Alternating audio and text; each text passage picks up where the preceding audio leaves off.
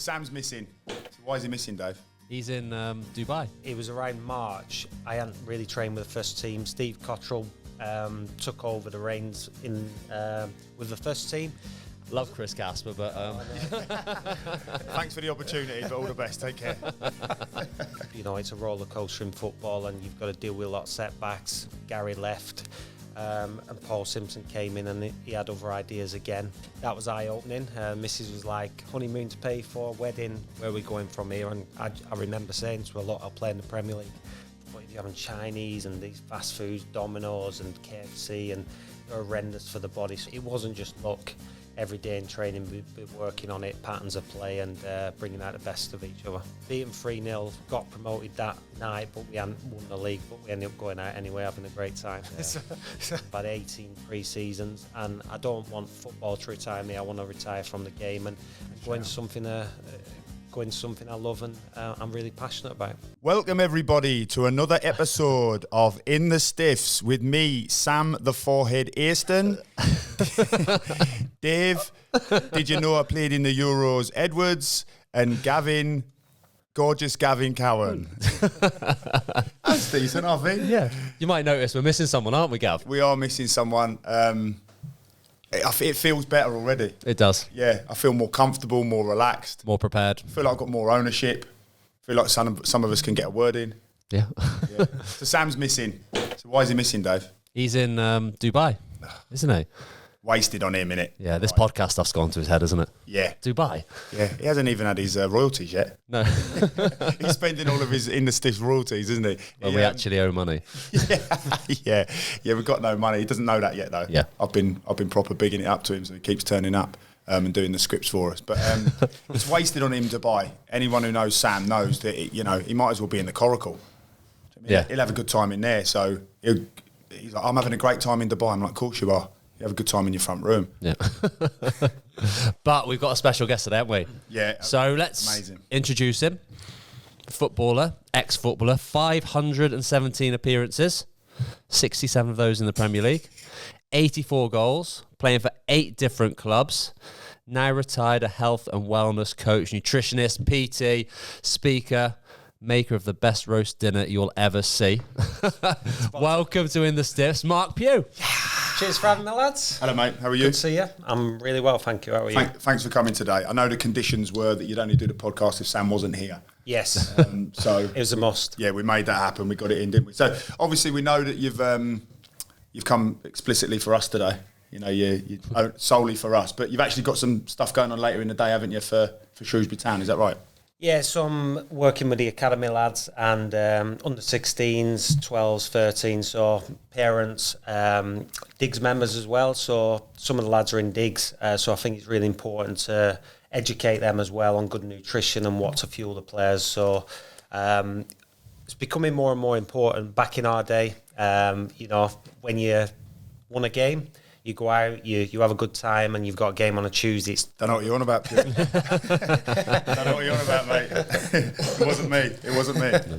But when you've got a Tuesday night game now, especially, you've got to recover properly. Nutrition's a big part in that, and what you fuel your body really sets you up for success, in my opinion. Yeah, we want to talk a bit more about that later, don't we? But, yeah, definitely. You know, when it's pretty extraordinary, like, you know, you're very well-rounded in terms of everything it is to be a footballer, and that's why, like, you know, I was really excited about this podcast because it'll not only talk about football, we'll talk about success, failures, like you say, what it is to be now a modern day footballer. And it's not now, we were speaking just before on air, weren't we? We were saying now you can't just be physically good, you know, now you have to be mentally good, and you also have to rely, in order to be at your height physically, you have to rely on things like nutrition. So I'm excited to talk about that one. Yeah, we'll get into that later, but as always, it's good to start where you started your journey. So as a young kid, you joined Burnley Centre of Excellence? Yeah, Burnley Centre of Excellence from the age of 16 to 18. And as you know, a lot more jobs back then. I'd leave my house at 6:30, get the bus, get it to Turf Moor. I'd have Brian Jensen's boots to clean, 3-4 Beast, pairs. yeah. The beast. We played with at Shrewsbury. So when you come back to Shrewsbury, obviously, You must have had a bit of PTSD walking through the door and seeing Beast there. Yeah, he said, "Are you going to clean my boots this time?" But I bet you did, didn't you? Just get that tip at Christmas. Yeah. To be honest, it was hard work for the tip he gave me. That's for sure. I bet. But yeah, I mean, it taught me a lot. I'd do my boots. I'd then get a minibus to training, Garthorpe. And my job was the worst because they weren't netted on the nets back then. I had to put the netting on. It was freezing cold. Before training, I'd done 3 hours before I even started training, to be honest. But was it no wheels on the goals? Do you remember that? Oh yeah, it's stinking. The iron goals, you have to pick them up, it's freezing in your fingers. Yeah, so it was really old school, but you do it, and looking back, it was horrendous, but it taught me a lot, character building, mindset, and you're doing a day of from 7 till 5 o'clock when you're a young lad. By the time you get home, and it made me grow to appreciate the career I had. And when you get to the top, that's the easy part. Looking back, it's staying there. As Dave would tell you, like, staying at the top is tough because you've got that next player, that next young talent trying to take your place as you get older. So no, it was a real eye opener for me. I had 2 amazing years at Burnley. A lot happened in the time. I had a loan at Kidderminster, 17 years old. Got on Soccer M showboat, actually. Yeah, we got that on our notes. got that in the notes. Talk to us about that. So it was a weird one because the ball came to me. I took the most horrendous first touch. It hit my shin. It bounced back off defender, came back to me, and a rainbow flicked it over his head. Oh, really? Half volleyed it in, and we scored off the cross as well. So I can't find the footage. Well, for the YouTube footage, we will get a clip of that, won't we, Crossy? Mm-hmm. We'll get a clip and we'll overplay it if it's still about. Yeah, I haven't seen it for. I can't find it. Oh, maybe not then. Good luck, Crossy. So yeah, good luck with that one. Yeah. If you do get it, send it. Yeah. I'm trying to remember when I did my rainbow flick. I can't remember. Yeah. No, we definitely won't find the footage of that. No, you kicked it over and there's a rainbow, wasn't there? You kicked it over the stand. Yeah, it was going over the stand. Oh yeah, I'm getting confused. Yeah. So is that your local club, Burnley, then? So Burnley, my local club, Burnley fan. Wanted to play for Burnley, and what level were they at the time? So Championship at the time. Okay. Stan Turner was in charge. Coming towards the end of my contract there, Steve Cottrell took over. I was on the bench at 16 under Stan. Villa Park away. Preston we played in the league the following week, was on the bench, and then he ended up leaving. So it was kind of a little bit of a killer for me. But looking back, in the grand scheme of things, everything happens for a reason, and maybe I wouldn't have had the career I had if things didn't work out the way they did. A couple of things for me, then, Pugh, just talking about like your apprenticeship, because I look back on my apprenticeship now and actually like with really fond memories, but at the time couldn't stand it, hated everything about it. It actually made me want to dislike football just because of the old school nature of what it was. And then obviously rejection after that. Obviously you get you sign your pro or whatever down the line, and then you get rejected. Even like some of them don't even get their pro. What was it like for you, first of all, as an apprentice? Like you say, it stood you in good stead. But how did it make you feel? But then obviously that rejection coming away from Burnley, was it easy to overcome? I loved the process, but it was really tough. At the age of 18, I'd scored 17 goals in 11 games, youth and reserve team football. Thought it was good enough. And it was horrible because it was around March. I hadn't really trained with the first team. Steve Cottrell took over the reins with the first team, and I was stood outside his door. I'm like, I'm going to have to find answers here. So I ended up knocking on his door, and you know Steve quite well, and he's quite a character. It'd be quite intimidating as a young lad walking in to see Steve Cottrell, wouldn't it? Really intimidating. But I was getting to March, had 3 months left on my contract, not really trained with the first team, let alone play the game. So I just said to him, I said, Gaffer, I just need to have some answers. Have I got a future at the football club? I'm aware I've got a couple of months left on my contract. Could you give me your honest opinion on if I've got a chance? And he just said, you're not good enough to be a professional footballer. So that was really tough to take. Does he need to say it like that? Was it that brutal? Really brutal, yeah, really brutal. Signed you for Shrewsbury, didn't he? But later down the line. Yeah. Oh, this is full circle. No, he didn't sign me. Didn't he? Sam Ricketts signed me. Oh, okay. Right. So Steve released you. Yeah. So Steve started and finished my career. So he was really intimidating, like you say, but I needed to have answers, because at the end of the day, I wanted to try and get that first team exposure. But when he told me that, it was heartbreaking. For 3 or 4 days, I was really down. I'm quite a positive person anyway, and I've got a real incredible self-belief. It might come across as arrogant sometimes, but it's just self-belief. I believe that, I wanted to get there. Love it. And after 2 or 3 days of being down, I started to speak to my parents, build up connections, who do I know in the football world. And one of my coaches who coached me in the Rosendale Academy, it was like just practicing Cruyff turns and technical work from the age of 4 when I got my first pair of football boots. Andy Sasimovic, he had a connection with Bury. Anyway, after I'd left Burnley in March, I went to sign for Bury for, I think they had 8 games left of the season. Did you go on trial there first? Went on trial for a couple of weeks and they signed me. I played 8 games in league. I think there were 2 at the time. And they signed me on the back of that on a year contract. So maybe if that wouldn't have happened and I wouldn't have grown a pair to knock on Steve Cottrell's door, I might have just been playing. So that was at the end. So you knocked on Steve Cottrell's door. You got that news before the end of the season, and in the same season you went out and played 8 games for Bury. So after going on trial as well. Yeah, that's being proactive. Yeah, and so it worked really well. It could have gone one of 2 ways really, but it worked out. Well, for the best. it didn't go. It went one way, didn't it? Because again, like Dave says there, we speak a lot on the podcast of like you going there and being brave against what's a really intimidating character, being proactive, asking the question, and then again just having that resilience. Overcoming adversity. We speak so much about it, and I know it's obviously a big part of obviously what you do day to day now, Pugh, but just brilliant to hear, isn't it? Such a great message for any kids or even adults in their workplace listening to this. Just one person's opinion, overcome that adversity, and then look what it's led to. Yeah, I always say to people, especially when I'm presenting to them, don't let one person's opinion define you, because at the end of the day, if you took that opinion to heart, then you're not going to get anywhere. Mindset's everything.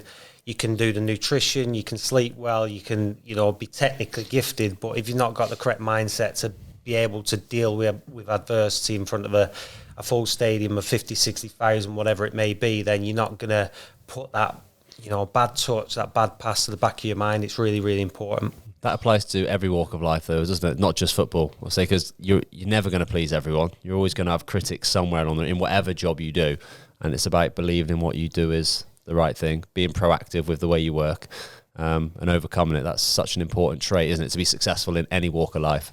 Yeah, if you want to be successful, you've got to be able to look to the positive side of life and just be proactive, like you say, because whether you're a businessman, whether you're a footballer, any athlete, it's massive. Mindset really does set you up for success. And if you do the small things well on a day-to-day basis, they add up to big results. And as I always say, the small percentages really do. When people aren't watching you, I think is the key. What you do in the dark brings you out in the light. And if you are doing the things when people aren't watching, you coach, your boss at work, then you will get the results in the end. I love that. What you do in the dark brings you out in the light. Oh, such a good message, isn't it? Brilliant. Like, you spend time telling your kids, don't you, like staff at work, and just really trying to reiterate to people. And I love those little consistent messages, because I suppose society now, we're all, especially phones and internet and everything's immediate gratification, where it's people want to lose weight, they want to get in shape, they want to eat well, and it's like, look, it's not going to happen overnight. There's a process, isn't there? And maybe you'll talk more about that a bit later. But yeah. So then, Bury, so you had the good end to the season, and did you sign a contract straight away, or did you go into that summer unsure of what was next? So it's a bit of a blur. I mean, after about 4 or 5 games, there was talk of them signing me on for next season. So Chris Casper at the time, he gave me the opportunity. He was absolutely brilliant with me. Great guy, Chris Casper. Yeah, he's the Salford, isn't he? He's at Salford director of football now, isn't he? Yeah. He's quality. Technical director, sorry. Yeah, he's quality, and he was a really good coach as well. And he taught me a lot. He helped me grow from going. Terry Pashley, I don't know whether you've come across Terry Pashley, who was my youth team coach at Burnley. He was really tough. You'd run through a forest, meet him at hill, you'd do hill sprints, and he really built my character. He was old school, but he was quality. And then to go from Terry Pashley to Chris Casper, who was really technical. His sessions, it was 5-a-sides, it was short, sharp. It was really enjoyable. To sign a season at the age of 18, 19 years old and play, I think it was 43, 45 games the following season, was absolutely brilliant at 18, 19 years old. Yeah, so in the academy system nowadays, to get that many games, I was lucky, similar to you, Pugh, that I was playing first team football at a young age, and I do think it really sets you up then for a good career, getting those games under your belt. So you play 43 games that season? Something like that, yeah. Offered a new contract, but... yeah, so... Love Chris Casper, but...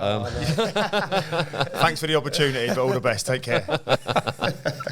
Yeah, to be fair, I was young. I had an agent at the time, and 4 months in, I was playing really well. So he just said to me, look, concentrate on your football. I'll do the rest. I don't think you should sign your contract at the moment.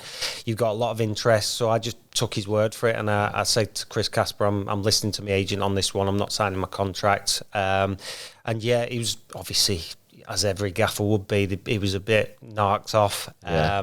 And I played for a few months after, then I got dropped, not in the team, because obviously, you know, any manager who doesn't have a player wanting to commit the future to the club would do the same.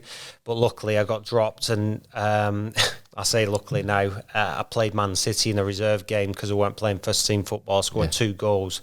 And that game, Gary Peters, the Shrewsbury boss, was watching. He watches every game possible, didn't he, GP? Oh, my gosh. Watching Bury Man City on a Wednesday afternoon. At Radcliffe Borough. Yeah. I always tell us that, like, when Gary come to watch me, we'd finished the game and we'd won 2-0. It was a midweek game.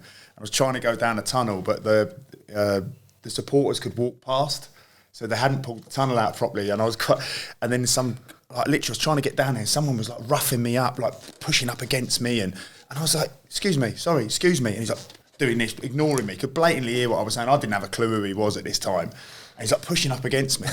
In the end I went, mate, can you get out of the fucking way, please? Pushed him out of the way. I was like, idiot. Walked off, and then literally as I got out, my agent called me and went, yeah, did some bloke roughing you up in and around the tunnel? I was like, yeah. He went, yeah, that's Gary Peters. They're just putting a bid for you.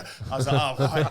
Because he's that. And when I spoke to him after, he's like, I just wanted to see how big you were. I wanted to get next to you and see like what you're all about. And I'm literally wrestling him, going, mate, I just want to get off the pitch. Please get out of the way. That GP. Does not surprise me. Does not surprise me. Yeah. I remember my mate Darren Kemp. So Glyn Garner rolls the ball out to him. He's a centre half, no nonsense centre half, and he wasn't great technically, and he just used that and kick Had a brick wall, Kempo, couldn't he? Yeah. But Glyn Garner rolled it out in training to him, and Kempo just went to play a pass, and it went over the fences, and GP's gone, Glyn, why are you giving it to him? He can't kick a ball. So he battered the keeper for rolling it out. He didn't batter Kempo. Brilliant. Yeah, Kempo, you just kicked it over the fence, but well done. Glenn, don't do that, whatever you do. He did the opposite to me. In training, I tried to drop it in to Mark Stallard.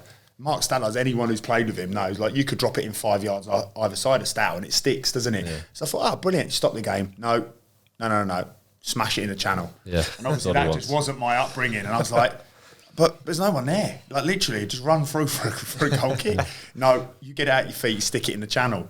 So then, obviously, next time come to me again, did it again. And he stop. Fucking had a right go at me again.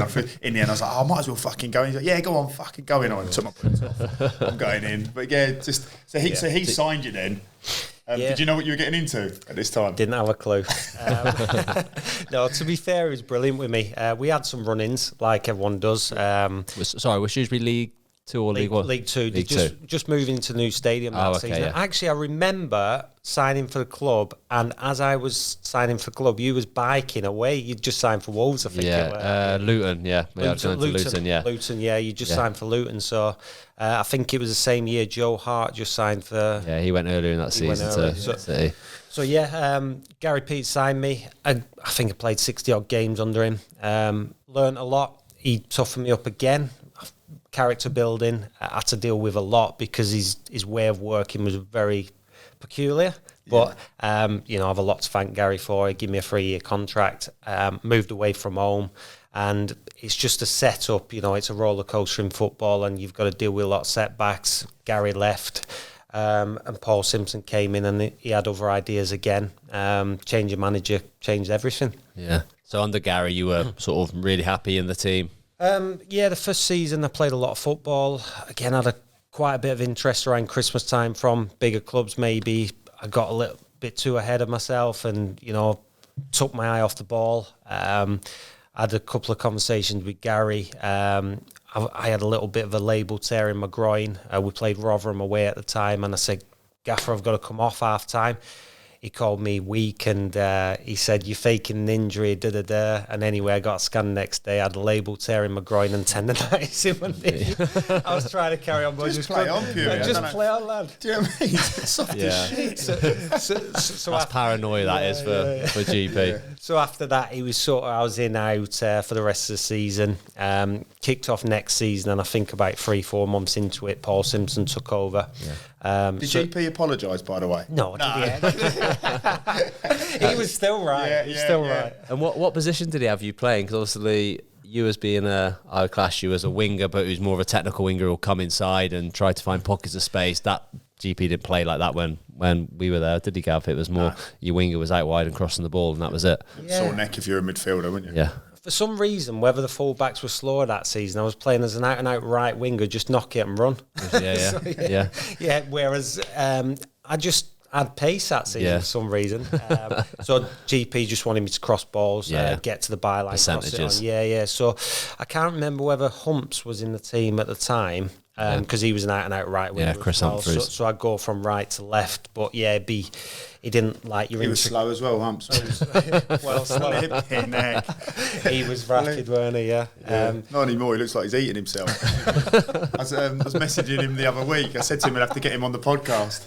But how quick was he? Flipping it. He was rapid. I just literally used to get the ball in training, and I used to just back off and just go and stand about 20 yards that way, and he still could have knocked it past me in a minute. Yeah, I think if Humps had another dimension to his game, mixing it up, everyone knew he was going to go down the outside because he was that quick. He could have gone on to... Yeah, if he could go both ways. Yeah. He did have a great move to Preston, did well, didn't he? And great career. Great lad as well. Great lad. He's good. Sorry, so you... Another crossroads then when you get to Paul Simpson coming in. So, Paul Simpson came in, great coach. We got on well, but he had other ideas. I think he brought his son to play on the wing. I'm sure his son came in at some point. I can't remember when that was. And then he had, I think we signed Stevie Hindmarsh, one or two others, and I didn't really feature. I was probably a little bit too flash and taking too many touches for Simo. I probably didn't quite develop my game the way I should, taking too many touches here and there in training, and he probably didn't like that. And when he came in, we got to the summer, didn't really play much football. And I was on my honeymoon at the time, got the phone call from my agent and said, Simo wants to pay you up, really, doesn't want you at the club. So, I mean, I didn't get... Pay for the wedding. Didn't. No, to be fair, I was really naive from a young lad, because even though I had a year contract, I had no other choice, because, I didn't get paid a lot. It was next to nothing, if I'm being completely honest. You're young, you're inexperienced. At the time, I was going through changing my agent and stuff, and I just wanted to play football at the end of the day. They said to me, you won't play for a season, take this pay up, or you just sit there and you won't play. So but nowadays you know the game a little bit and be able to you just sort of negotiate a little bit. And whereas I weren't in a position to really negotiate or anything there. So that was eye-opening. Mrs. was like, honeymoon to pay for, wedding, where are we going from here? And I remember saying to her, look, I'll play in the Premier League. That was...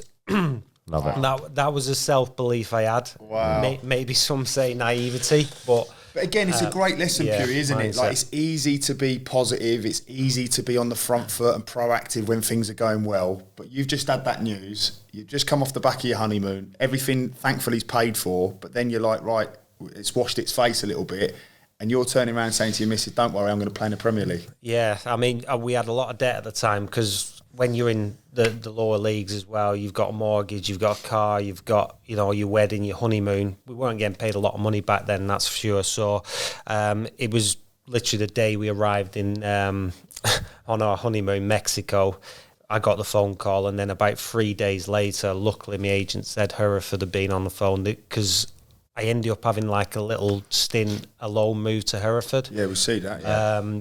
I think that was about 8 games, something like that, towards the end of the season, where Simo said, you're not involved, and luckily they wanted to take me. I think they got relegated that season as well, and then I signed for Hereford in League 2. Was your honeymoon all-inclusive? That softened the blow. It was. It was all-inclusive, yeah. If it weren't, it'd be tap water. Tap water, love for the rest of the holiday. Brilliant. So who you say was manager at Hereford then? So this was John Truick and Graham Turner was there at the time. So and you don't get many modern managers, do you? no, we had Tony Ford was our fitness coach. You know Tony Ford? No, I don't know Tony. He was 72 years old at the time. He was. He used to walk around with chicken breasts in his pocket. He was shredded. Oh, brilliant! Funny because you know it's true. Yeah. Back then. So when you signed for Hereford, for listeners who don't know sort of the locality of Hereford, it's not too far from Shrewsbury. It's a horrible road to get to, but it's not too far. So you staying back in Shrewsbury, or did you move over to Hereford? Yeah, I was living in Shrewsbury, and I was car schooling over with 5 other lads, so that kept us busy. But it's a bit of a trek every day, especially I had a hairdresser's car back then. I think Peugeot 206, 207. Classic. I'm trying to fit 5 lads in the back of there. I was interested. Stiff as a board. But no, I stayed injury free all season, and had a really good year. I think scored 14 goals, 9 assists, something like that. So yeah, that was a good time for me. Brilliant. We didn't touch on it before, but when you was at Shrewsbury, did you go on loan to Luton as well? Yeah, so That's that one out, didn't we? I was at Luton for I think I only played about 4 games for him. I had a little bit of I'm sure it was Mick Hartford. Mick Hartford at the time. Yeah, he was absolute hard as nails. Had some tough managers, and he was one of them. Some stories about him, but yeah, he's again. I just played 4 games. I was away from home. It taught me a lot. Luton's not the nicest of places, so it was interesting. But I can't remember too much about my time there. I stayed with family in Luton, just on the outskirts, and went to training. It didn't last long. I just wanted to get a bit of exposure, good atmosphere, and played some decent football. I had a little bit of an injury at the time. I was out for a few weeks, so they sent me back. You know what it's like when you get a loan in, it's like, off you go, now you're injured. So yeah, that was that. Yeah, so you had following that, you had a good year at Hereford. They offer you a new contract? Yeah, another new contract. On less money that I was on the previous year, actually. I think financially at the time, Hereford were struggling. Yeah. And after a good season, I knew Bournemouth were interested. Scored 2 goals in the home fixture and 1 in the away. Eddie Howe took a little bit of a shine into me. He had a scout come watch me for about 5 or 6 games. I wasn't aware at the time. I'm close friends with a scout now, so we speak every now and again. And he just said, Eddie's like, he needs to know the character, needs to know how you're playing away at Notts County and grounds like this, what your attitude's like. So he watched me for a little bit, and he said you were performing really well, so decided to take a punt on you. Brilliant. Yeah, and this is obviously a big moment for you in terms of your career, going to Bournemouth, a club which was on the up at the time. But it's a massive move, though, isn't it? You're a northern boy, moving to the south coast. Family go down with you? Yeah, so my wife came with me. I didn't have kids at the time. That was a really difficult decision because 6 hours away from home, and obviously I'm asking her to move her life away. She had a job in Shrewsbury, was loving life. She was working at Halifax, but it was an opportunity, and you've got to look for opportunities in the game as well, and you can't just be in this rut of like, oh, we'll wait and see. You've got to be proactive. You've got to really trust the process, believe. And I met Eddie Howe and Tyndall. They treated me to a prezzo.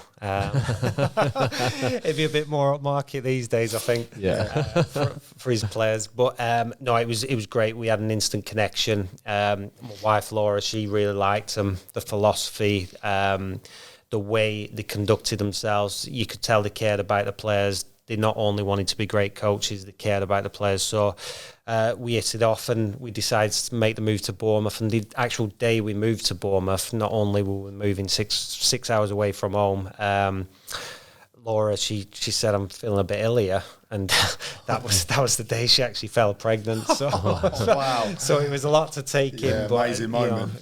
So she had a job lined up and everything, but with having a kid and moving so far away from home, not having family around, her main focus was looking after the kids while I obviously tried to provide. So I had that other why in my life, and I was like, this has to work. I'm 23, 24 years old, so not only am I playing football for myself, but for my family now as well. And incredible as well, like we've spoken before about, when you're a lower league footballer, I suppose the image and the narrative is, oh yeah, it's this brilliant lifestyle. You've already said there, you're 23, 24.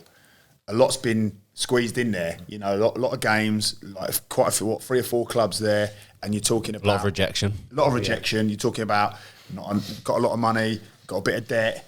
We're moving miles away from home at the drop of a hat. It's like, right, Bournemouth are interested.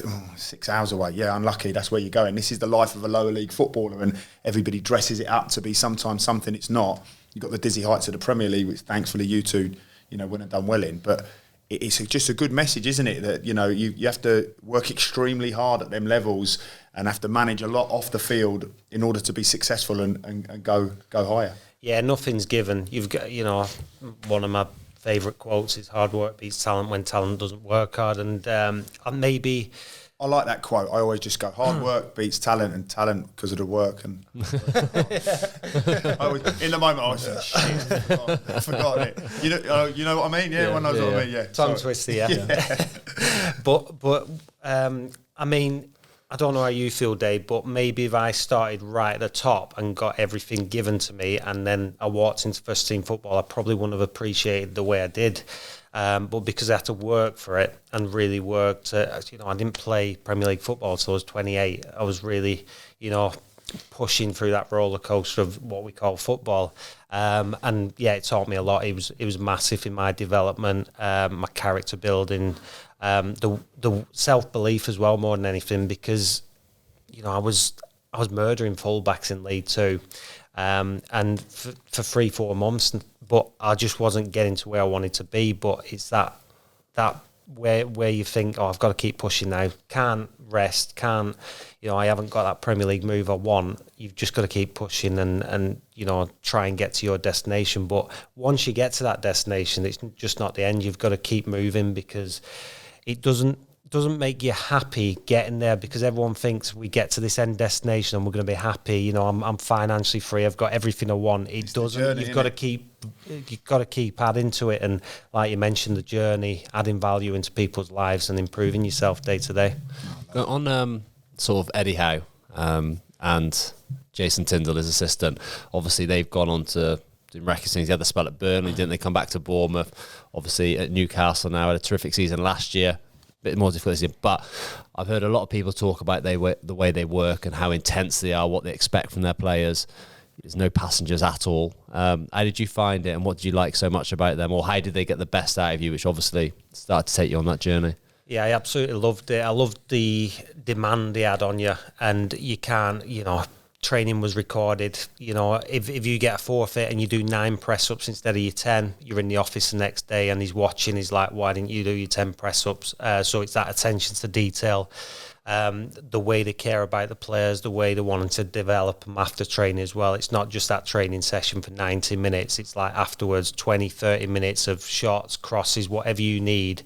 It's absolutely next level, and they've worked hard, tirelessly behind the scenes. I mean, I went up to watch Newcastle train last week, and it's just so intense. It hasn't changed. The intensity levels of training is next level. And even like we go back to when people aren't watching, the Newcastle fans won't be seeing what Eddie does behind the scenes. He gets in at 6, half 6. He'll do his gym session. He'll do his preparation for training. He'll get out on the training field. He'll put an unbelievable session on, and then afterwards he'll have his lunch. He'll go away for 3, 4, 5 hours, whatever it may be. He'll be leaving the club at 6, 7 o'clock when he's done. He'll watch training back, and then he'll clip it, get his team to clip it for tomorrow's session before training, and he'll get individuals in and try and develop their own performance as well, and just make sure they're the best they can be. So not only is he trying to improve himself along with his staff, and I mean, he's got a great staff, JT, Tinners, Perchy, all the staff in and around him, they're pushing in that direction. So no, it's incredible the way he's done, and he deserves every bit of applaud at his game. Yeah. But no luck he's there. No luck he's there. He's hard work. Like you said, like it is to be a player. And he was like that as obviously a player as well, wasn't he? And maybe didn't quite have the ability to get to the very top, but as a manager, he's taken it to a new level. Had injuries as well, didn't he, as a player? Yeah, so I think he got told at 26 he would have to retire early, and I think he carried on. He struggled till he was 29, retired at the age of 29. He just said his mind could get him there, but his body just won't allow it. So yeah, he had to retire really young. So that bought happened to me at 16. So this Bournemouth team, you signed in sort of 2014, was it? No, younger than that, wasn't it? Sorry, I got my notes here. 13, is it? 20, yeah, but you got what was your first? You had one season in League One, then you got promoted the following season. 3 years. I think he was free anyway. So signed for Bournemouth. 6 months into that deal, he moved to Burnley. Eddie spent 18 months away. There was a lot going on in between. When he moved to Burnley, I forgot about that. I forgot that he went and came back. I didn't realise that early. I thought it was a bit later on he went to Burnley. it But was was that about early? 6 months. Yeah, 6 months into that, something like that. Anyway, and when he went to Burnley, you know what JT's like. He was on the phone to me. Went, "We got your shirt on, go for it." Yeah. And me being a Burnley boy, I was like, "Oh yeah, get sucked right in," because I didn't have. And the missus were going home. Yeah, we were looking at houses because I hadn't been at Bournemouth long and I didn't understand the journey I was going to have with them and with the fans, with everything else. So I was like, local boy, Burnley boy, yeah, I want to play for my club and stuff. So yeah, he was on, and they ended up signing Keith Treacy and then Charlie Austin, and it kind of petered out. So I had to get my head down. And at the time as well, it was really tough because I was on like 11, 12 goals as a winger by Christmas. Had a lot of interest from West Ham. I think Villa were interested. And then I ended up crossing the ball in. I'd scored 2 goals against Leyton Orient, crossed the ball in, slid off the pitch last minute, and there was a raised sprinkler and it sliced my knee. I ended up having like, I think 12, 13 stitches in my knee. And I was in East London Hospital. Our keeper had fractured his eye socket. It was a bit of a naughty game. And that was in around end of November, I think it were. And I didn't quite reach the heights I knew I could, because every time I kept coming, I was back within 2 weeks training. My stitches kept splitting, and, you know, it was mindset again. If it's in your mind, you struggle. So that season kind of petered out. Eddie left, Jason left. I was coming into my second season with Bournemouth. Lee Bradbury took over. We'd had a few changes of management, to be honest. Bradders were really good with me. The season that had just gone, we got to playoff semi-finals, got beat to Huddersfield on penalties. I got dropped for that game for contract, refusing to sign a contract. Quite old rebel, weren't you? Yeah. Hard work, you. The agents I had, honestly. So, I mean, to cut a long story short, we had new investor come in, Max Denham, and they were trying to offer me a contract where I knew they'd sign players on ridiculously more money than me. And I was at that point now. I'd just had a kid. I needed to start earning money, because at the end of the day, football is a short career, and you've got to be honest with it. So I held out, and the following season I didn't play as much as I'd like to.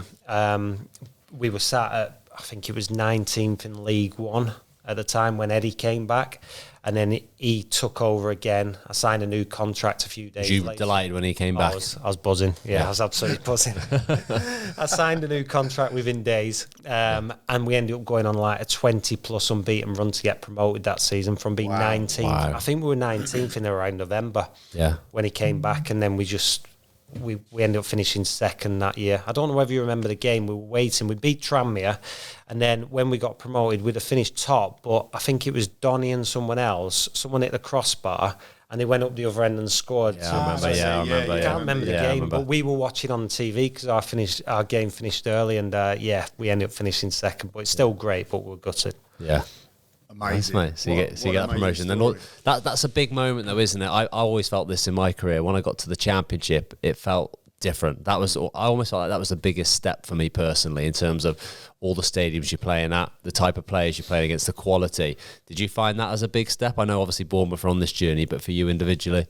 Yeah, it was a massive step, and that's when I tried to gain the edge, because I knew I'd been released from clubs, had to deal with a lot of adversity, and I ended up taking a nutrition diploma, 18 module, to try and gain that edge. I thought if I can run further than players, they might be more technically gifted, quicker than me, but if I can run further in games and, have that energy to push on you see all the goals scored in the last 15, 20 minutes of games, I thought that could be a real edge, because nutrition wasn't really spoken about that much until Wenger brought it in with Arsenal.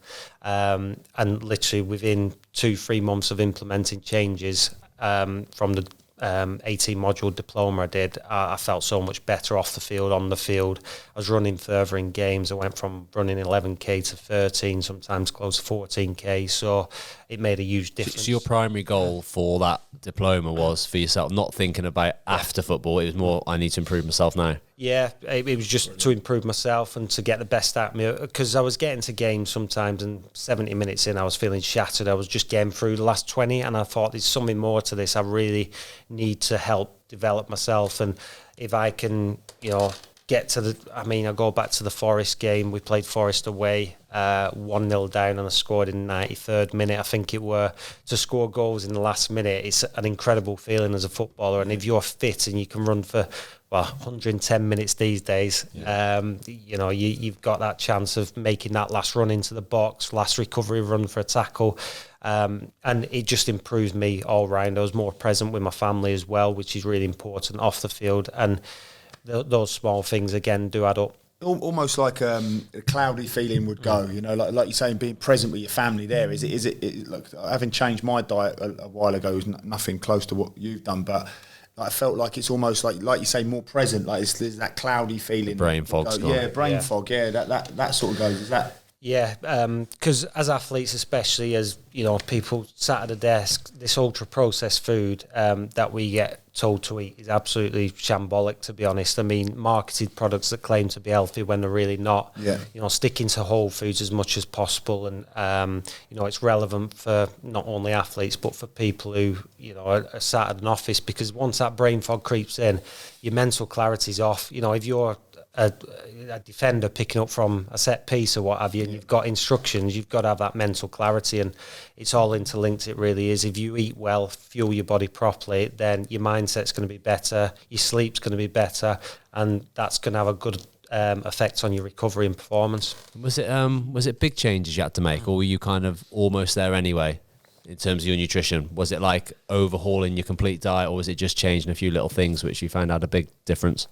I became more mindful of how I felt after meals. I was eating a lot of pasta in my younger days, and I began to realise it wasn't particularly good for me and my body. I felt bloated. I felt like I had brain fog, so I'd change that for quinoa or brown rice, sweet potato, vegetables.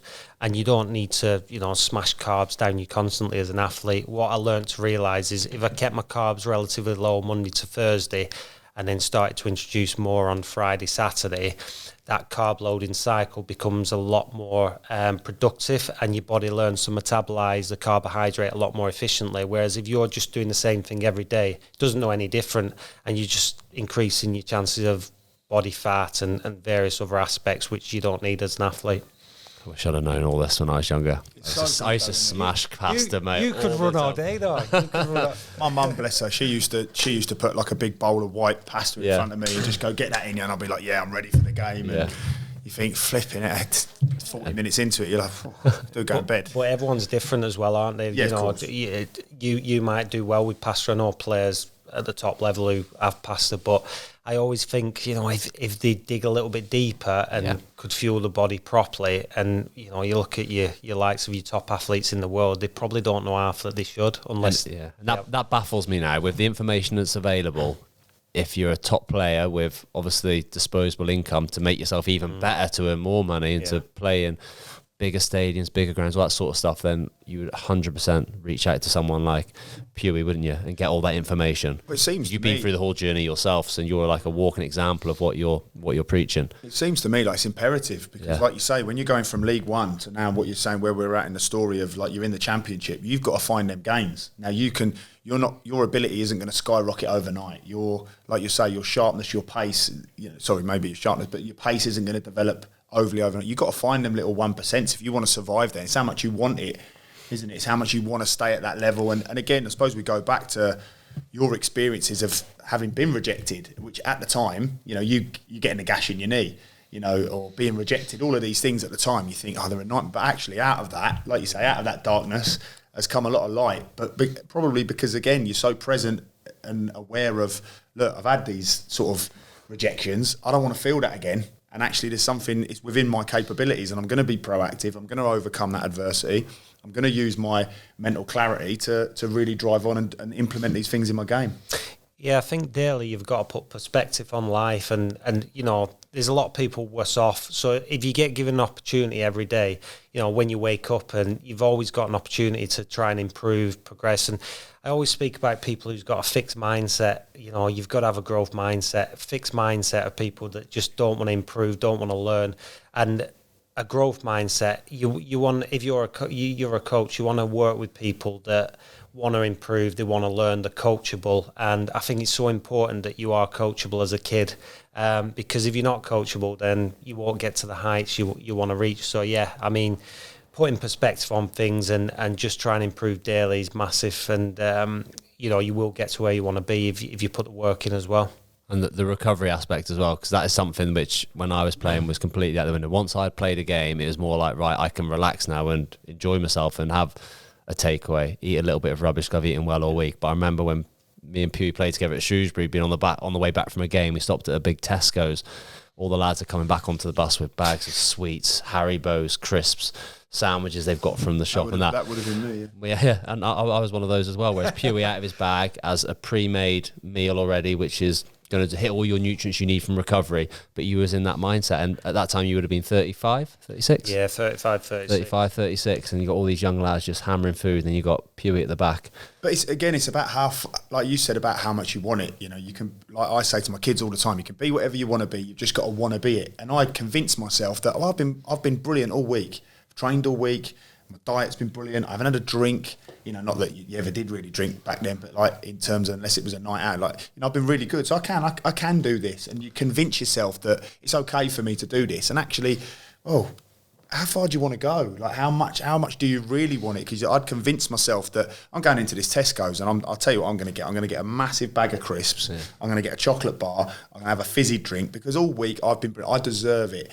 Actually, well, how far do you really want to go? Game Tuesday. Yeah, I'd convince myself. Whereas now I'm different. I'm like, I say to Easter, kids are eating all the chocolate. I'm like, right, just relax. Like, your body doesn't know that it's Easter. Your body doesn't intrinsically celebrate Easter. Like, you're not just going to be able to hold on and not be sick because it's Easter. So, you know, let's relax a little bit. And I adapted that to me. So when you do get to Tesco, you do go, right, not now. Now I proper feel my boots, but but there was a time, again, it's how far you want to go, Pugh, isn't it? Yeah, I mean, I was like Dave up and probably to the age of 24, 25.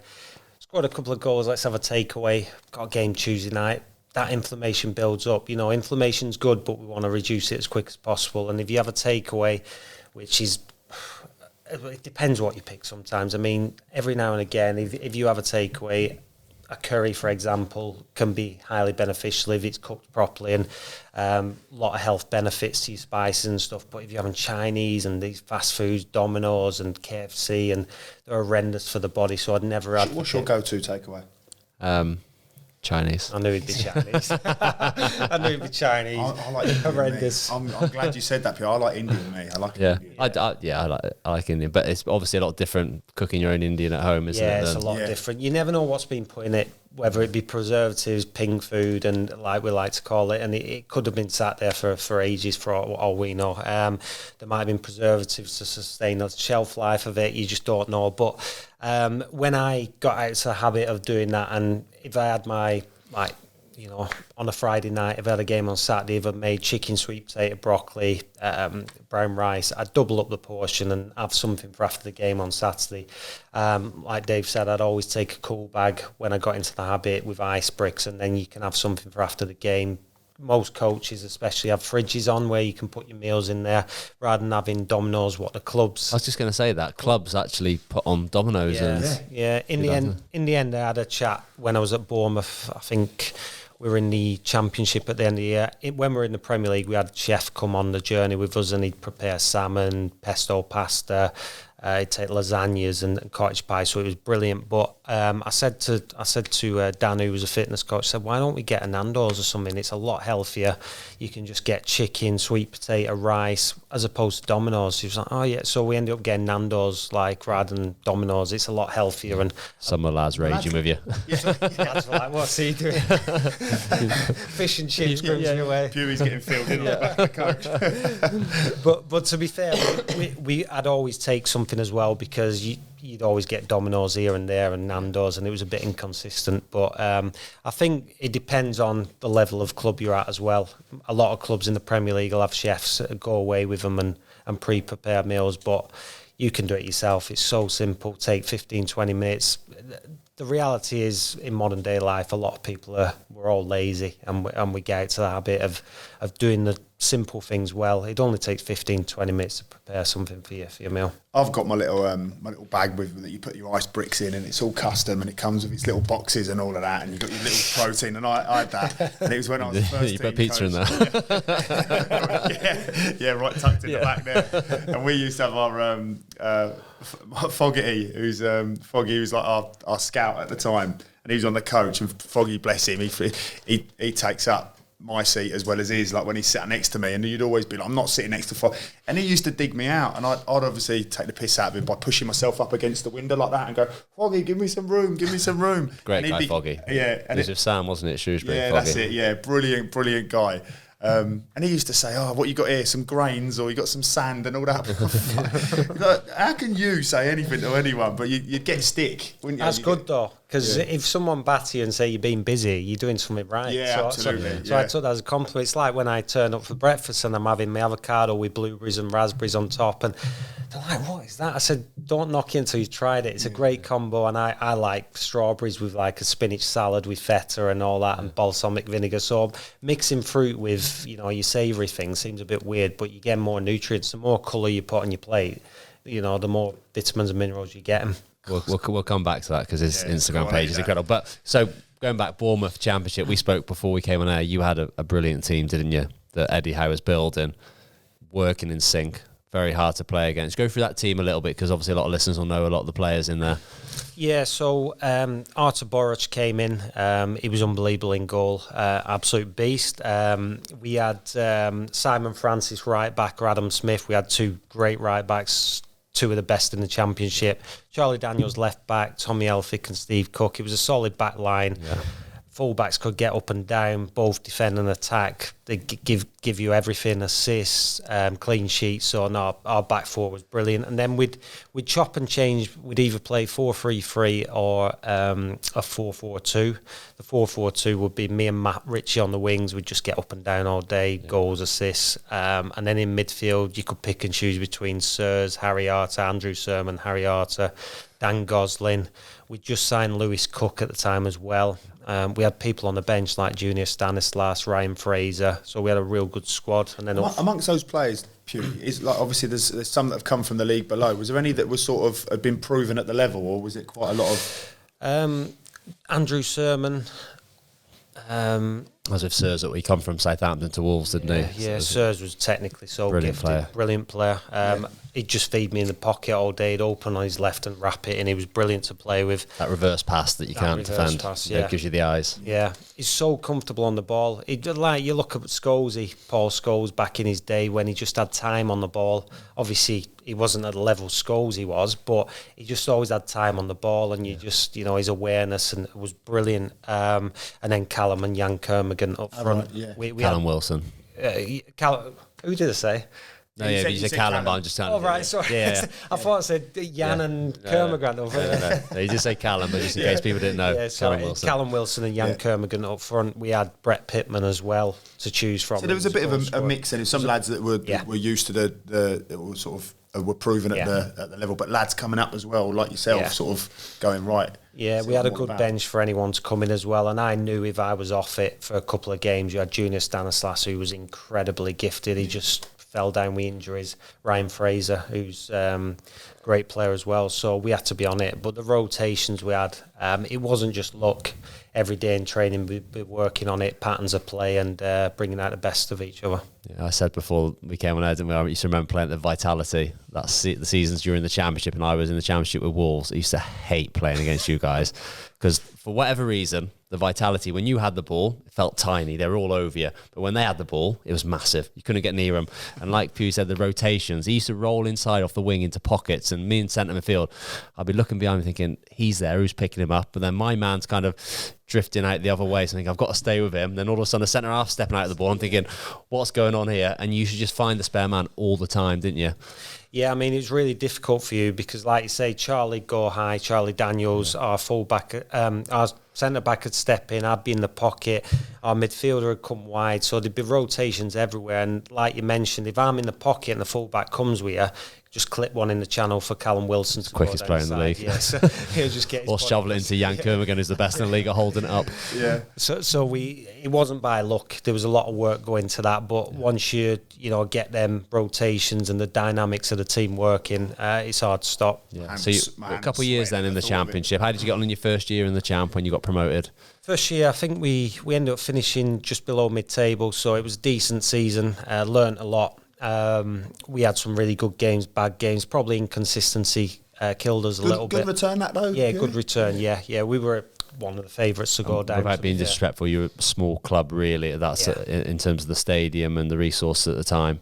Yeah, really small. I think our own form helped, like you mentioned. It's a tough place to go. Crowd are on top of you. It's like Upton Park, but Upton Park was on a bigger scale, and fans are right on top of you, so we made it really difficult for teams. And our home form probably kept us, above water. Yeah. So then going into the next season, you just kicked on from there? Yeah, we started off relatively okay, and then we just got them patterns working. We steamrolled teams, possession 60, belief started growing then. Belief started growing. We signed one or two players and just went from strength to strength. We battered Birmingham, I think it was 8-0 away. That was my first career hat-trick.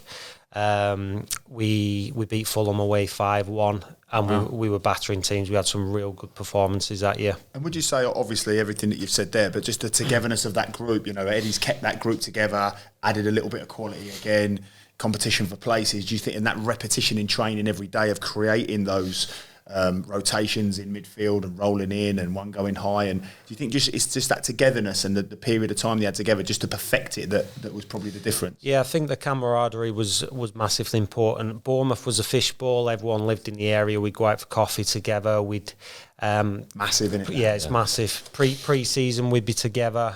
We'd go away, Spain. We ended up going to America when we went through to the Premier League, Chicago, Philadelphia, and it's that team bonding. You'd have a night out, you'd get together. You won't be stupid. And then every March we'd end up going to in the international break, going to Dubai and having a couple of team events and training out there, just change the scenery and just being together and trusting each other. I think whether it be with the ball, without the ball, you trust your teammate. And I think what's important is trust on and off the field. If you can trust your player off the field, then you're going to trust him on. Yeah. And then also with that, I touched on it before, but your first season in the Championship, you're just feeling it out, but then you get that sense of belonging, don't you? Say, we are good enough to be here. Like you hadn't played in the Championship before that, and all of a sudden, it's not. I can live at this level. I can even improve as well. So that as a whole group. And then was it that following season that you sort of got yourself promoted? Yeah, we got promoted. We were going away to teams like Reading and grinding out a 1-0 sometimes when you don't particularly play well. You've got that work ethic, always the a good attitude, thing, man. grinding a 1-0 win out, and we ended up playing Bolton at home. It was the second. We had Charlton last game of the season on Saturday, Bolton on the Tuesday, and we ended up beating Bolton 3-0. I scored a goal, first goal, and stadium erupted. One of the best feelings I've ever had in football. Beaten 3-0, got promoted that night, but we hadn't won the league, but we ended up going out anyway, having a great time. Yeah. so it was... but talk about that feeling. Guys, talk about that feeling though. You promoted to the Premier League, you said to your wife years earlier, I'm going to play in the Premier League, and then you've done it. It's surreal. Yeah, it was surreal. I always had that belief, but you've got to back it up then as well. You've got to put the work in. You can't just say something's going to happen, not do the work. I mean, I'm a big believer in if you have a faith and you trust yourself and you put the work in, you're going to get there in the end. And what I used to do, I still do it now, 25, 26, when I was trying to work on that self-development, I used to go online, I used to print pictures off, Premier League badge, car I wanted, holiday I wanted, and I'd stick them on the back of my mirror just so that visualisation process became more clear. And to look back and see the pictures I printed off, you're obviously not going to achieve everything. It's great to see, but the feeling was amazing. We all went out in town, all the Bournemouth fans were absolutely ecstatic. And when you see what it means to these people, it kind of puts it in perspective. You kick a ball around, but the impact it has on their life is so refreshing to see. But it was an amazing feeling. Crazy summer as well. Did you go out? Did you go to a Vegas or anything like that? A lot of promoted teams. So I had Vegas booked that summer with my wife because the previous year when I had League One to the Championship, we went to Vegas then with the She lads. disappointed then when you told her that you couldn't. So I did Vegas with the lads from League One to the Championship, was brilliant, and then I did Vegas with the missus that summer. So which one was better? No, you'd have to answer that. That's a sent a chill through my spine, Dave. Horrible. The helicopter ride over the Grand Canyon. Oh, amazing! What a feeling to reach the Premier League. And again, only, no disrespect, Pugh, but obviously you've gone from League One, League Two, League One, then you got into the Championship. Is there a part of you, because I know again, and I absolutely love it, this self-belief and this desire, and was there a part of you that's thinking, well, I've got this belief that I can play there, but will the club see it that way? Will they now start bringing in all the big hitters? Are they now start going to really invest in? And I'm playing out there, but are they going to bring in, this under 23, this under 21 England international that has gone on loan to Southampton in the Premier League? And was there a part of you that was thinking that, or you were just so I will play? End of story. Again, I'm going to sound a bit big-headed here, but I wasn't thinking about what other people were doing, what I could control. I was thinking about, control the controllables, control my performances. I've got to the Premier League, what's the worst that could happen? If Bournemouth don't want me, then I had an amazing career with Bournemouth. I was with them 6-7 years at the time. I'll just give it my all and see what happens, and prove to people that I deserve to be a Premier League player. If they want to sign other players, then I'll try and keep them out of the team. That was my focus. There was stages throughout the 4-year period with Bournemouth where they'd sign players such as Jordan Ibe. Junior was playing well. Ryan Fraser was playing well. But I'd spend there was 1 year, I think it was second season in the Premier League, I didn't kick my first ball until, was it the 27th of November off the top of my head, 2000, can't remember the Which date. as a player from pre-season to then, it's a feels long time. Like a long time. So it's 3-4 months, whereas running on my own, I was only in 2-3 squads, running on my own on a Saturday, doing gym work, and just obviously trying to keep myself fit. I was pulling the academy manager saying, is there a 23s game this week? I must have played in about 8-9 23s game. Wow. And then we played Leicester. They'd just won the title the year before. Beat them 1-0, I scored the winning goal, and then that season I ended up playing 26 games. So it's just been ready to, What was Eddie Howe's message to you whilst you were not in the team and not in squads? Was it a case of you can look to go somewhere else, or just keep working hard? He wanted me around the place because he knew even if I was out of the team, my attitude would be trying to keep everyone happy and around. And I think you need people like that in the dressing room sometimes. Obviously, he knew I was knocked off, I weren't playing, but the biggest piece of advice I can give to anyone, don't let it show. Just, train well, keep performing well. And, I knew Eddie Howe had a lot of connections in the game as well. If it weren't going to work out at Bournemouth, I wanted him to give a good report on me. That, if you gain a bad reputation, then it spreads. It's infectious. It's like, the day-to-day training. If you're playing with your head down, it spreads, and it's going to cause a negative vibe. And I knew if my teammates were being successful, then I was going to get the gains as well, because you want to be a Premier League player, you want your teammates to win. And I was just working hard on myself every day just to try and get back in that team. And there was a lot of love, obviously, from Eddie to you as a player and obviously as a person. Ultimately, it's knowing that he does value you. But at that time, you just have to trust the manager, don't you? You just have to go, look, I know you can't be emotional about it. These players are playing well. You just want me to be ready for when that time comes. Yeah, well, he wouldn't let me go either, because he kept... He's that good. I mean, we got promoted to the Premier League, and about I can't remember exact dates, about 3-4 months into it, he just pulled me in the office and he said, Pugh, you deserve to be, on a bigger contract. So we're going to rip the contract. I had 2.5 years left. Wow. We're going to rip that up and give you a new contract because you deserve to be on more. And that's amazing. You don't get that very often in football at all. So he was that type of bloke, because there was a bit of interest again under Sean Dyche when he was at Burnley. Burnley wanted to sign me again. So I was at a point where I weren't really playing as much as I'd liked at the time. So I said to him, look, can we have a look at this? Because I think they bid 3 million for me or something at the time. And he just said, no, I don't want you to go.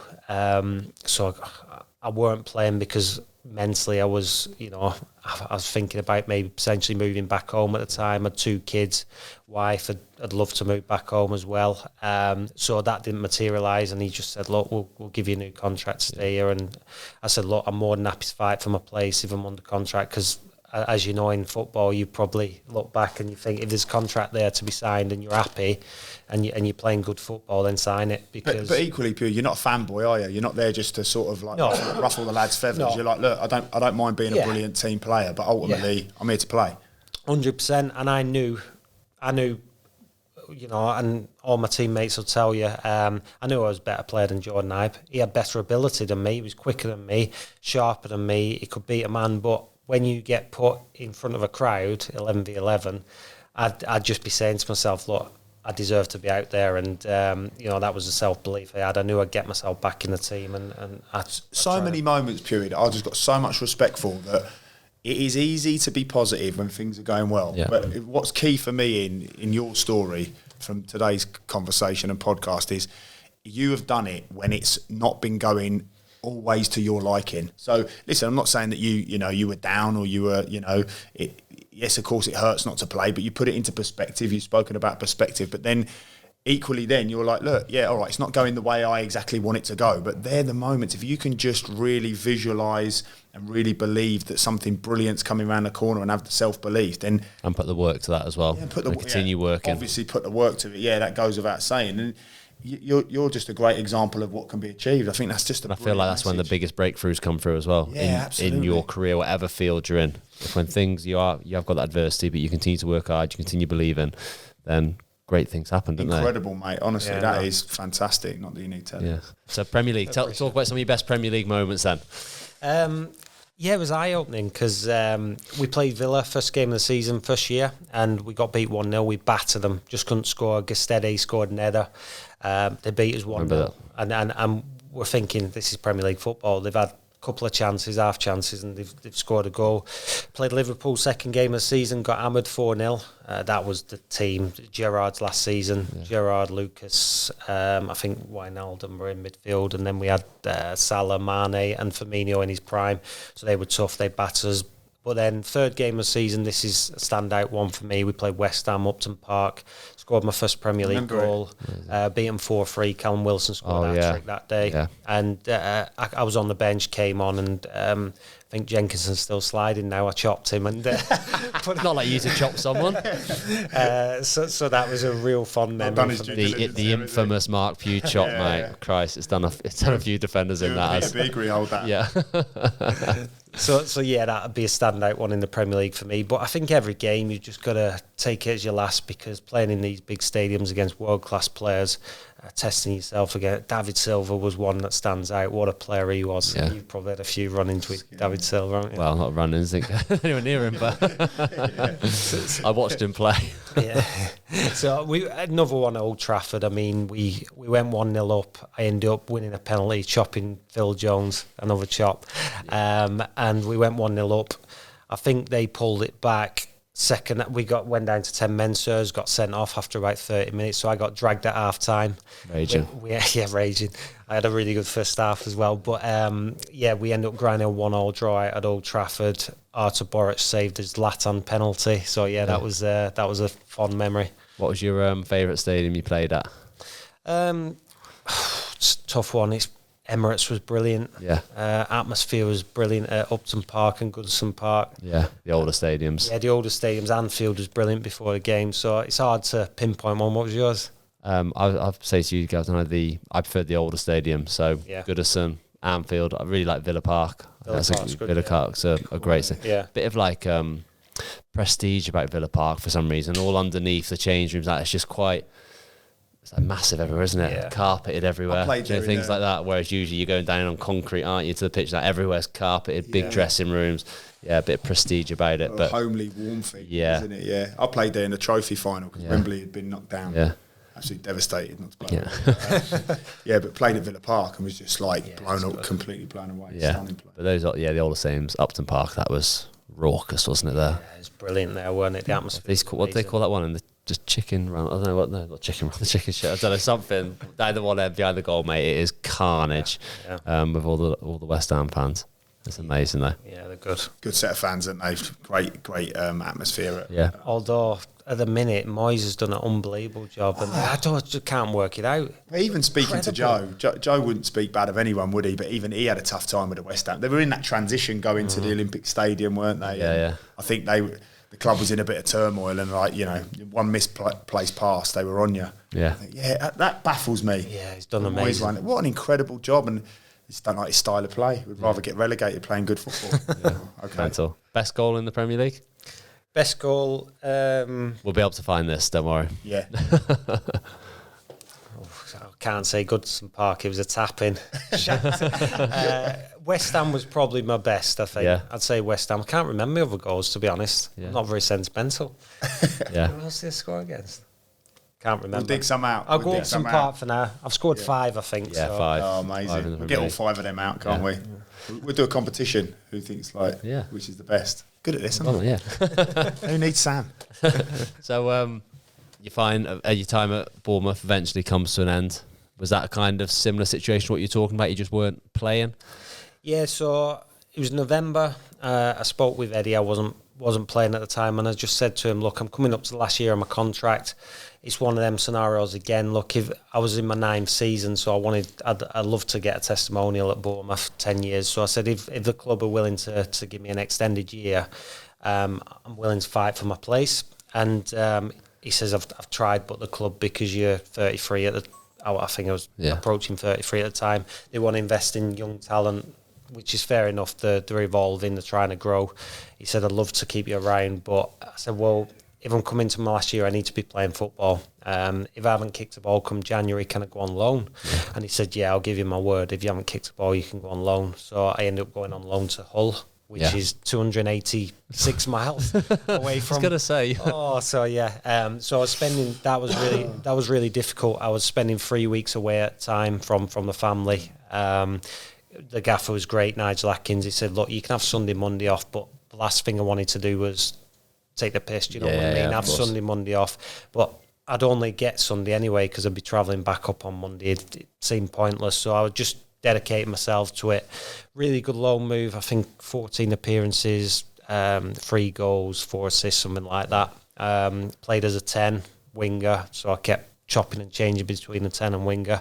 And I just thought, I'm in a really good place here. Nigel Atkins mentioned that he wanted to sign me at the end of the season, and he ended up leaving Hull in the summer. So Hull had different ideas. They didn't sign me, and I was without a club, and I didn't end up signing for QPR until I did my own pre-season. It was only about 3 or 4 days until the start of the season when I signed for QPR, so I struggled to get a club that year. Yeah. Great time in your career to sign for the greatest team in the world, Queen's Park Rangers. It's the greatest team. I'm a boyhood QPR. This is the only bit Gav's prep for. Yeah, that's the only thing I know. I was like, who did he play for again? I know he played for QPR. My boy was like going, Pugh, he played for QPR? I was like, yeah, he played for QPR. So how was that experience? Yeah, it was really good actually. So, of course it was. I did my own pre-season. I trained with QPR for about 4 or 5 days, give or take, something like that. Did a bit of fitness testing, got chucked in. First game of the season for the last 30 minutes, Stoke City away. Yeah. You can imagine that. We're 1-0 up, Stoke City away. absolute running session for 30 Dry minutes. Just smashing balls forward. That's all right. At least I can rely on my pre-season. No. Who was manager? Mark Warburton. Yeah, okay. Yeah. How did you find him? He was okay. He did really well at Brentford before that, didn't he? Yeah. He was a nice guy. Meeting after meeting, but he was brought up meeting in about a meeting. Yeah. But no, he was a good guy, and he was always honest with me. To be honest, it was difficult because I was enjoying it. I'd played 25 games before COVID hit. I had a stipulation in my contract again, that if I played 26 games, I'd get an extended year on my contract. I was due to start on the Saturday, and on the Friday, COVID hit. I was on 25 games. I was due to play my 26 on the Saturday.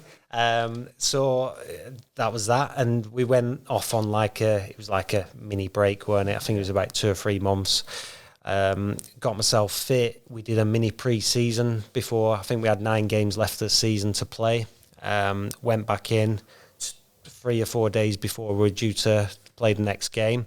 The gaffer pulled me and said the club aren't going to play you for that game because there's no fans in the stadium. We need to cut back on wages. So that was that. And I ended up seeing out that contract, my first contract, and then I was a free agent again. Wow, oh, so unlucky, isn't it? It was effectively, I missed out by a minute as well. So on another stipulation in my contract, if I got on before the 75th minute, counts as an appearance. Then it counts as an appearance. So 71 minutes on one of the games, I was stood on the touchline for 4 minutes. The ball didn't go out of play. so it was like it just did not go out of play. So this wasn't meant to be. Then again, we go back to perspective, and to be stood on the touchline for 4 minutes for the ball not going out of play, you're just thinking like it's happened for a reason. So yeah, Were you living in London at this point, or were you commuting up from Bournemouth? So I was up at 5:30 every day. I'd stay down Monday, Friday before a game. So in between, I'd travel. So that M25 is an absolute stinker. Yeah, I'd leave at 5:30 just to give myself enough time, because it can take 2 hours 15 or 3-4 hours. You just never know. Yeah. I'd get in early, do my stretching. I stayed injury free all year, so I was just getting into the routine of doing the right things. Yeah, but then out of contract again. And questioning what I wanted after this. Really, I had a great career. Do I want it to peter out? I struggled to get a club with QPR after having a good stint with Hull. There wasn't a lot of interest because of my profile of a player, winger, 10, not naturally the most gifted with pace. I could also play right back, but no one knew that. But it becomes difficult as you get older to get new contracts, and when you're a free agent, it became really difficult, and I sort of knew football wasn't going to last forever. Yeah. And then I signed 3 months for Shrewsbury on the Sam Ricketts, just to see if I still had the buzz for football, really. Yeah. Did you? It was difficult with fans not in the stadium, because fans make the game what it is, and that atmosphere, you just can't beat it. Really enjoying playing on the Sam Ricketts. He tried to play the right way, 4-3-3. He was trying to look at Liverpool games and have that high press, and we were playing well, weren't we, to be fair? Just didn't get the results. We weren't getting the results, were we? We played MK Dons away. I scored in that game. We drew 2-2. They scored 2 mistakes, though, wasn't it? 2 mistakes. Sam couldn't do anything about it, and he got the sack on the back of it. Yeah, he was really unlucky. That his last period at the club, there was just mistakes happening, wasn't there? That is literally football management. Yeah, we had like a goalkeeper on loan that he played, didn't he? And he just chucked 2 in against MK Dons. So we played really well that game. Yeah, we drew 2-2, and Andrew Sermon played that game as well, didn't he? And they had a lot of possession, but we played really well, and mistakes cost managers jobs, unfortunately. He fell short of that. Yeah. And Steve Cottrell came in, and then. Yeah, Steve came in, and first day of training, we had a 40-minute conversation. He was saying all sorts to me, like, I'm so pleased that you've had a great career, he says, like, we'll forget about what's been and gone. And I said, yeah, it's absolutely fine. I said, it was the best thing that ever happened to me, so getting released has set me up, to be the person I am today. And then we just kept chatting about stuff, and he sort of said to me, he said, there is one thing that stands out. I was like, oh, what's that? He said, I was in Bournemouth, a good few years back in Zara. I was like, oh, yeah. He said, and you pied me. You pied me. So I was like, no, I did. I said, I'm not the type of person to pie anyone. He said, yeah, you looked straight at me and you pied me. I was like, right, okay, I know where this is going. Yeah. So we had a long chat. Can't imagine he'd take something like that personal, Steve, would he? But then he came in, and I sort of played as a 10, but it was a 10 where he just wanted me to sprint everywhere, basically. I think there was you and... Yeah, he tried me and you in the 10 to me, but at that point in our careers, we weren't athletic enough, were we, to do what he wanted to do. And he'd done that really successful in his managerial career, the way he played a 3-5-2, but the 10 in it was a real running 10, which maybe a few years earlier for us would have suited us down to the ground, but where we were in our career, it was difficult, wasn't it? Yeah, you've got to press full-backs, you've got to press centre-backs, you've got to be on the deep line midfielders. So if you've got a 10 who can just sprint about everywhere, then it works really well. But at the end of the day, everything happens for a reason, like I said. And, we had a good chat before my spell at Shrewsbury came to an end, myself and Steve, because he weren't playing me. And I just said, look, I'm at that age now where I don't need to be travelling away to stadiums in League One and just sat on the bench being away from my family. And that was that, really. We sorted out, we had an honest conversation, and he was good as gold. Steve's who he is, and he's been successful in stints of his management, and he does things how he wants to do, but I don't take that. Sounds like you were very content with the situation anyway. I think I was getting in training and stuff. I was getting a little bit frustrated at stupid things that wouldn't usually annoy me. Whether it be drills that I didn't agree with and stuff. And that's not me. And I thought once I get to that stage, that's time to knock it on the head. And I did have some offers on the back of Shrewsbury. Michael Duff called me at Cheltenham and a few other clubs as well, a little bit higher up. And I just thought I need to make that decision now for myself, my family. I've had 18 pre-seasons, and I don't want football to retire me. I want to retire from the game and go into something I love and I'm really passionate about. Love that. Great On your own terms. Fabulous career. So then you got to finally move back home. Yeah. So that was nice. I was in training. So it was 4 years ago now. I was training and I'd just finished and got a phone call off the missus. She went, I've done a thing. I'm like, oh yeah, what's that? She went, I've bought a plot of land. I was like, oh, have you? Just like you do. Oh, right. Yeah. So this was basically when we were kids, as with our parents and stuff, we used to go across to the Ribble Valley, Clitheroe, Whalley area quite often. And it's a place we wanted to live for a long time. And, it's very rare that a plot of land comes up in that area. I've done a thing. You're thinking she just bought herself a dress and you're like, just bought a plot of land. So it worked out really well. I mean, we're really settled, got family in around us. My brother lives down the road. Our families live 25, 30 minutes away. So from being away from our family for such a big period in our lives, really important to, being in and around the family now. Yeah. Cool. And you did have a tiny little stint at Clitheroe as well? Yeah. Before you finally hung up your boots just for five-a-side? Couldn't let it go. Couldn't let it go. So it was last season. They were on at me all year to play, and I'm like, look, I can't do things half-hearted. I'm not just turning up on a Saturday to play. You've got to be conditioned. So I said to them, you got to train Tuesday. They train Tuesday, Thursday evenings and Saturdays. I said, I can't commit to that at the moment. So that was that. Anyway, there was about 5 games left for the season. I said, we're in a playoff push here. Come on, come and play. So my schedule freed up a little bit towards the end of the season. I wasn't seeing as many clubs. So I said, go on then, I'll play 5 games because my brother plays for him. I'll tick a box with playing for him. First game, my brother got injured and was out for the season. And you just ghosted straight in. So we played, we got in the playoffs and we ended up losing to Workington away. They were a decent passing team, to be fair, at that level. And so ticked a box there. And I just did it because a bit of money for charity. They said, we'll pay your wage. I said, no, we'll just donate it to charity. Brilliant. So giving a little bit back to the community as well near me. Yeah. And then you did finish it all off by playing in the charity game for Dave, didn't you? Yeah, run that then. You did, yeah. You did. It's got a great goal as well. Wow. What a goal that was. Listen, let's talk about that goal. We can definitely get this footage up. We've got that. Blatantly Should we talk about both of them? It's a great delivery. I'll give you that. It's a great delivery.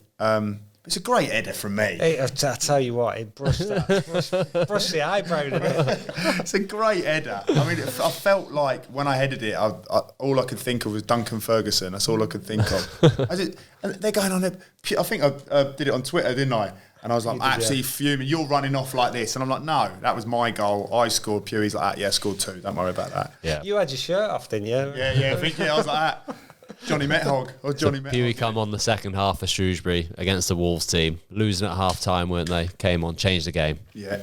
Won it. Was it 4-3 in the end of the game? I think it was, wasn't it? So, something like that. They weren't ready for you, mate, were they? They were like, chopping everyone up. He's only little, he'll be all right. And all of a sudden, and Derek as well, wasn't it? Derek Asamoah. Yeah. He had a go as well, didn't he? To be fair, they were fresh first half, weren't they? Yeah. Did they change many second half? Or? No, the squad was a bit more depleted than the Shrewsbury one. Yeah. You've got to be conditioned for these things. Don't make excuses for them. Jarvo scored a great free kick as well, didn't he, Matt Jarvis? Still got a bit in the legs, hasn't he? Yeah. They all did, didn't they? All just tell, couldn't you? Who was the Jones in midfield? Dave Jones, class. Yeah, he was rubbish, wasn't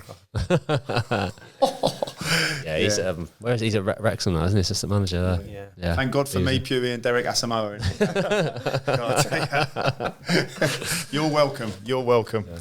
But let's talk just briefly before we go, sort of what you're doing now, because obviously you did the nutrition stuff while you're playing for your playing career, but obviously it's developed and now it's a huge passion of yours, and now you're sort of created a whole new profession for yourself. Yeah, so it was like a passion project. 33, I was at QPR, and I just thought I'm going to start promoting what I'm implementing in my daily life. Set up the Foodie Footballer Instagram on when I was at QPR, and I just started posting on recovery tips, foods for overall health, whether it be reducing body fat, improving performance, helping with inflammation. And it kind of took off a little bit, and I got a lot of good feedback. Got approached by the EFL, Simon Williams, and he just said, do you fancy coming on the life skills program for the 72 EFL clubs? So, I mean, again, we go back to visualization and things happening for a reason. I kind of put it out there that I'd want to go into clubs and try and help the younger generation improve the nutrition, the health, the fitness mindset. And it just came along within 3 or 4 days, just for a connection. And he reached out to me. So I jumped to the chance. I wanted to try and make a difference in people's lives. And I'm absolutely loving it at the minute. So, yeah, I'm doing that with online health coaching.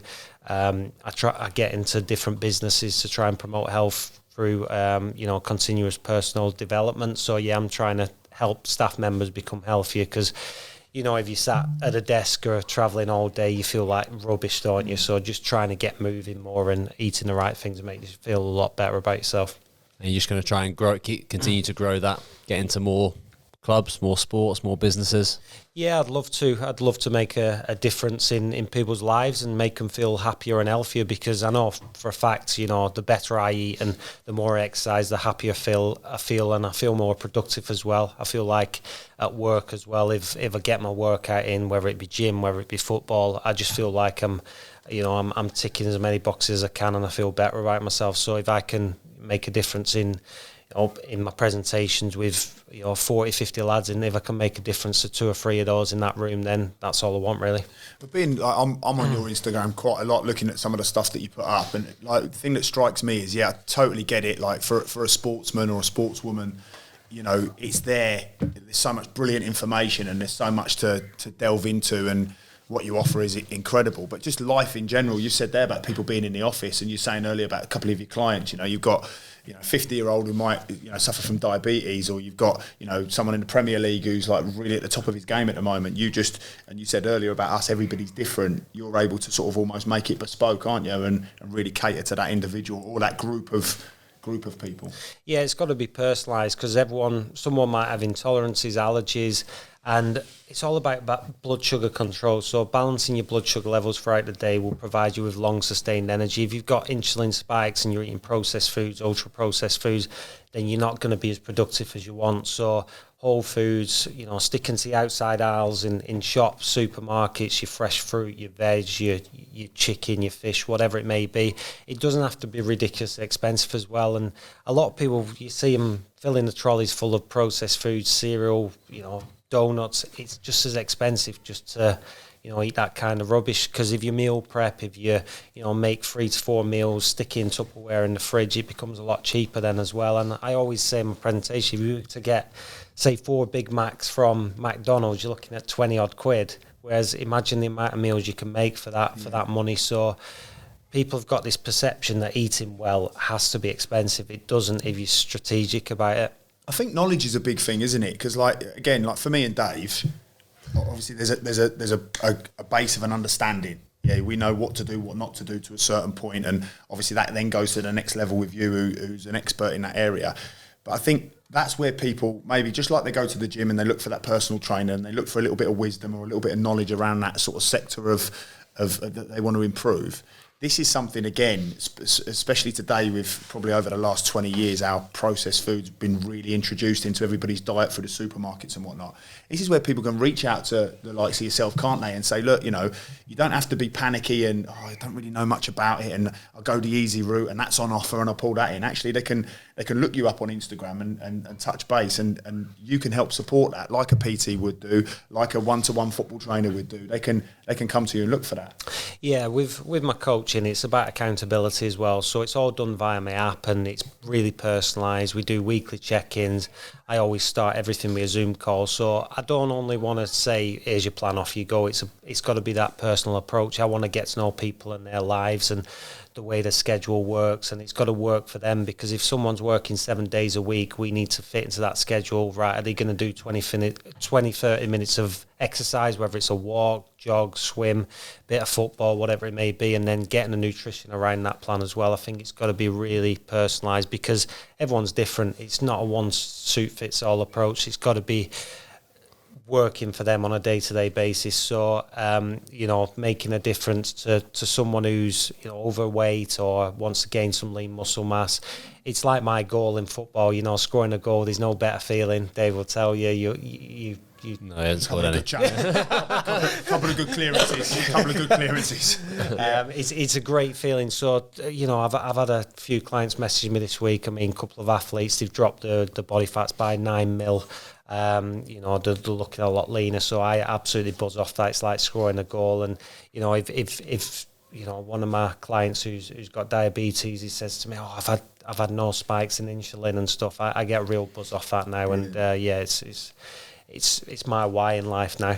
It doesn't have to be a difficult thing, Pete. There are people out there, there are ways of going to understand about food a little bit more and the impact it can have on your life. No, it's absolutely amazing. And I'd recommend anyone, if you're an athlete, 100%, if any footballers listen to this, and we'll get some clips out, you got to go and check out Pugh. Have a look at his Instagram, Foodie Footballer, isn't it? At Foodie Footballer. Yeah, the Foodie Footballer, and in my bio as well, I've got all my website links and everything. Yeah. I've written a course based around the perfect athlete, so it's like 18 modules, just what I learned, but it's relevant to how I live my life as well. It's got like 110 lessons, over 3 hours worth of video content. I know it will, Pugh. It's been a long time. But eventually we've got there, you know, we've got there. Well done. Yeah, but if you're an athlete or a footballer in particular, you'd be crazy not to check out Pugh, because it's something which will definitely elevate your performance and your career. I've no doubt about that. And then anyone else listening as well who doesn't know where to start to make life change, they know they need to, then go out and check. Just for tips on your Instagram, I look at your Instagram all the time. Yeah. Some of the recipes look incredible. Honestly, you're looking at the way they're cooked, you think, oh, why can't I do that? Have you made a few or what? I like the recent one you put up. This might go out of date a little bit in terms of us saying it, but the Asian salmon that you say is a family favourite in your house. Yeah, because a lot of my family members didn't like salmon until they tried this, because it's quite a fishy if they don't season it. But with a teriyaki sticky glaze, it's beautiful, like really nice. You can't. And that's the best thing about all your recipes is food that you'd usually say that's quite bland. It's not very tasteful, but then the stuff you do to it to obviously enhance it is really good. So you give a lot of methods to how you cook your foods and different types of recipes on there, so please go and check that out. Me, in terms of like the cooking, because I enjoy cooking, but I don't really have the knowledge. So when I've done a couple of the meals, and it's like I actually enjoy cooking. So like you say, putting spices in there, like if I do something, because I don't have the knowledge, everything's very bland, but doing some of the meals has been good. Enjoyed it. Yeah, like you mentioned, it's just the education in it. Like you can pick up so much on YouTube, whatever it may be. And whenever I create a marinade or a meal, I think sweet, spicy, sour, salty, get that balance right, and just make sure if you're using something sweet, let's use honey rather than your sugar. If you're using something sour, lime juice, lemon juice, whatever it may be. So just balancing the flavours to every meal makes a huge difference. But you make it a lot easier. Yeah, good practice that. Well, that's been brilliant, mate. It's unbelievable to hear your journey, but then the resilience. We always speak about resilience. The resilience you've shown on that journey, the law of attraction, the way you think and sort of attract stuff into your life by visualising and working. An absolute model professional. So key thing for me, just visualising it, having that faith when it might not be going totally your way. Been so uplifting, mate. Really appreciate that. And again, another reason the podcast has been incredible today is no Sam.